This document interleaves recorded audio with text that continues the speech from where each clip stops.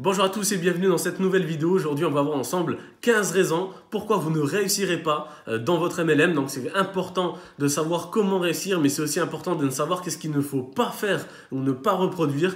Donc, c'est ce qu'on va voir ensemble. Bon visionnage à tous.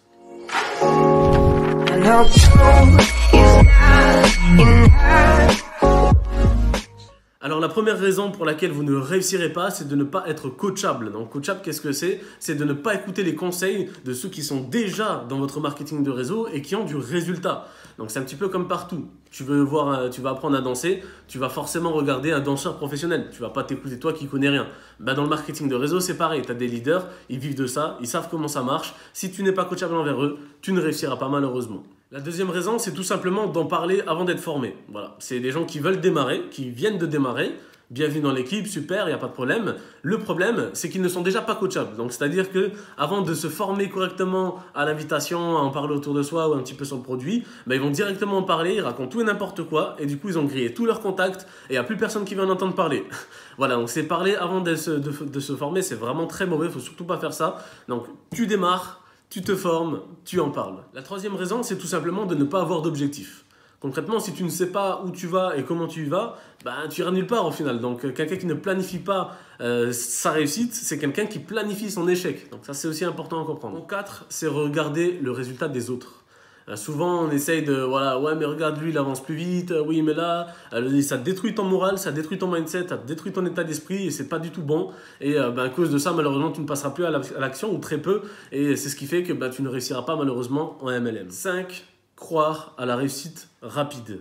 Bien évidemment, on connaît tous des personnes dans nos différentes sociétés qui ont réussi rapidement, mais c'est atteindre des hautes positions rapidement. Après, il faut s'y tenir, il faut maintenir tout ça, il faut travailler pour ça. Et ça demande forcément du travail, de l'investissement en termes de temps, plus principalement, et aussi sur du long terme. Donc, il faut vraiment avoir une vision long terme à travers le marketing de réseau.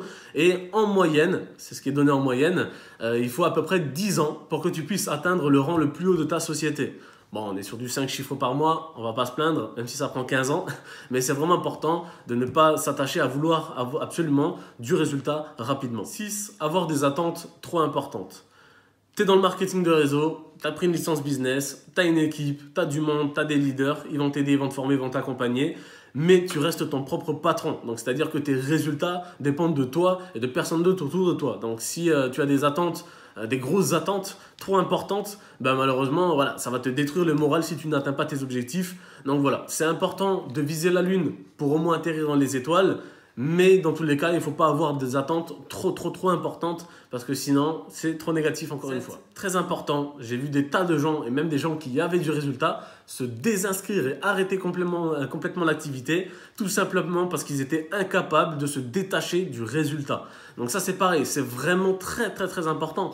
Je veux dire, on s'en fout, quelqu'un démarre ou pas, tu as présenté ton activité, tu lui as proposé ton produit, il est intéressé ou non, on s'en fout, c'est pas grave. On n'est pas là pour forcer les gens, etc. Et ça, il faut le comprendre. Et beaucoup de gens n'arrivent pas à se détacher du résultat, c'est-à-dire qu'ils pensent que au bout de 1 ou 2 présentations de leur produit, de leur société, ils pensent que tout le monde va s'inscrire, et voilà. Et du coup, les gens ne disent non, ça m'intéresse pas ou pas pour maintenant, et les gens, ils se braquent et puis ils se détachent pas du résultat, ils n'arrivent pas à se détacher du résultat et forcément, ils sont négatifs, ils arrêtent, ils baissent les bras. Et ça, c'est pas bon. 8, le manque d'engagement.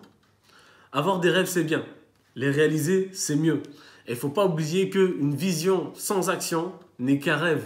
Ça, c'est important à comprendre aussi. Donc, ça ne sert à rien de dire je veux faire ça, je veux ça, mais il n'y a aucun engagement ou il y a un manque d'engagement. Donc, forcément, comment ne pas réussir en MLM? C'est tout simplement un manque d'engagement. 9, et malheureusement, ça détruit des vies et des rêves abandonnés trop vite. Trop de gens, au bout de 2 jours, 1 semaine, 2 semaines, 1 mois, 3 mois, 6 mois, même 1 an, ils me disent « Ah ça fait 6 mois je suis dedans, j'ai pas de résultat, je pense que je vais arrêter. » Mais tu commences seulement. Il faut que tu démarres, que tu te formes, que tu apprennes, que tu viennes en formation, que tu testes ton produit. Il y a tellement de choses à faire avant de dire j'ai essayé, ça n'a pas marché. Donc il faut rester à peu près 5 ans dans un marketing de réseau en étant bien sûr connecté au système pour se dire si c'est fait pour toi ou pas. Voilà, je veux dire, si tu abandonnes au bout d'1 semaine, tu ne peux pas abandonner avant d'avoir commencé. Voilà, concrètement, c'est ça. Il y a toute une phase de formation, etc. Il faut que tu apprennes le produit, il faut que tu maîtrises tout ça. Ce n'est pas en 2 semaines, 1 mois ou 2 mois que tu vas maîtriser tout ça. Donc bon, important encore. 10, ne pas vouloir apprendre plus. C'est important de se former et d'écouter les conseils, de comprendre que même dans la vie de tous les jours, tu apprends tout le monde.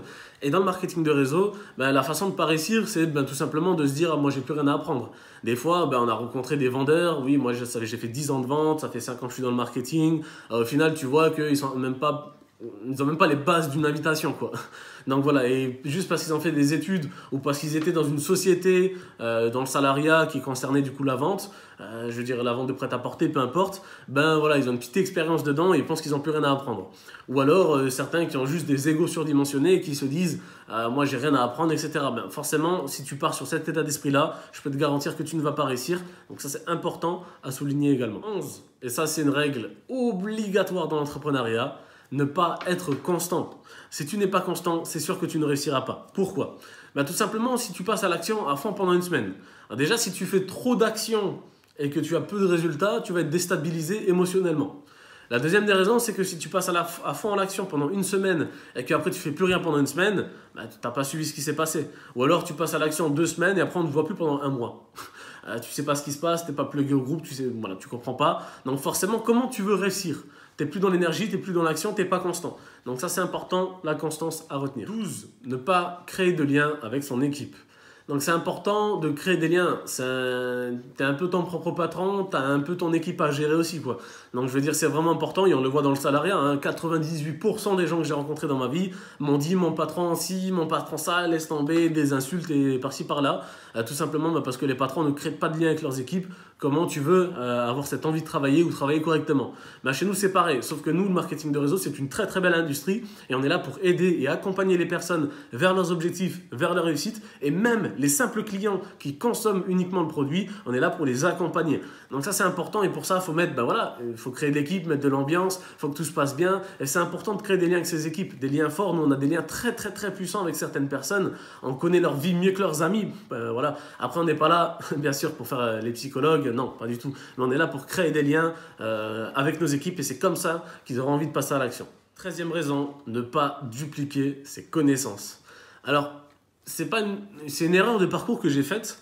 Pas parce que j'étais mal intentionné et que je ne voulais pas transmettre ce que je faisais, mais comme j'étais tellement all-in et plugué, mais en fait je faisais tout, de A à Z. Je présentais le produit, je faisais les inscriptions même pour les gens qui étaient même pas pour moi directement. Je les formais, je leur apprenais à démarrer correctement. Je faisais tout de A à Z parce que je savais que j'étais beaucoup plus plugué et beaucoup plus efficace. Mais le problème là-dedans, c'est que je n'ai pas dupliqué mes connaissances. Ça veut dire que déjà, premièrement, pour moi, c'était pas intéressant de faire 12 heures par jour si ça me rapportait moins que le salariat. Ça commence par ça.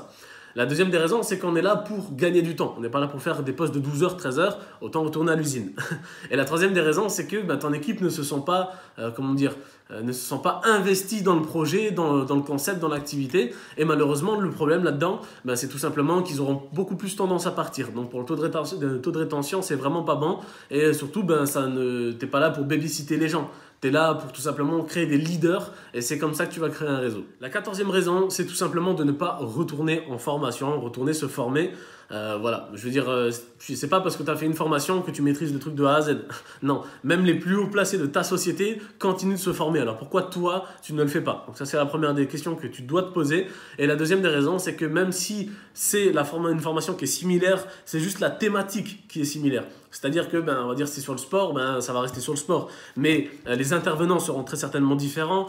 Si c'est le même intervenant, il va employer des mots différents, des astuces, des techniques différentes. Ou alors, il y a des mots que tu n'auras pas compris la première fois, que tu vas percevoir différemment et c'est très positif même. Donc voilà, il faut vraiment comprendre que tu dois constamment te former. C'est très, très, très important. Donc, comment ne pas réussir en MLM? C'est ne plus vouloir se former. Et la 15e des raisons, pour moi, c'est même la base, c'est de ne pas croire en son produit. Aujourd'hui, tu parles de voyage par exemple, pour ma part. Comment tu veux que je promotionne un produit si déjà je ne l'ai pas testé? Voilà, donc je teste mon produit, je pars, je teste le produit. Forcément, je suis conquis par le produit, je crois en lui. Tu es dans la nutrition. Je veux dire, tu vas promotionner des produits, mais toi-même, tu ne les as pas testés. Comment tu veux croire réellement en ton produit et avoir la certitude que tu vas apporter un besoin dans la vie d'une personne? Ce qui est comme la base de l'entrepreneuriat et du marketing de réseau. ben voilà, ça fait partie des choses. Donc ne pas croire en son produit, c'est vraiment la raison qui fait que tu ne réussiras pas, parce que tu ne vas pas transmettre cette émotion, cette motivation.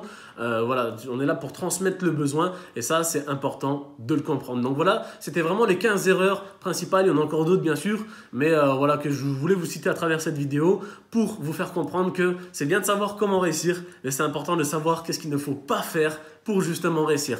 En espérant que ça vous a plu, lâchez un petit like, abonnez-vous à la chaîne et je vous dis bonne journée à vous, à très bientôt, ciao ciao.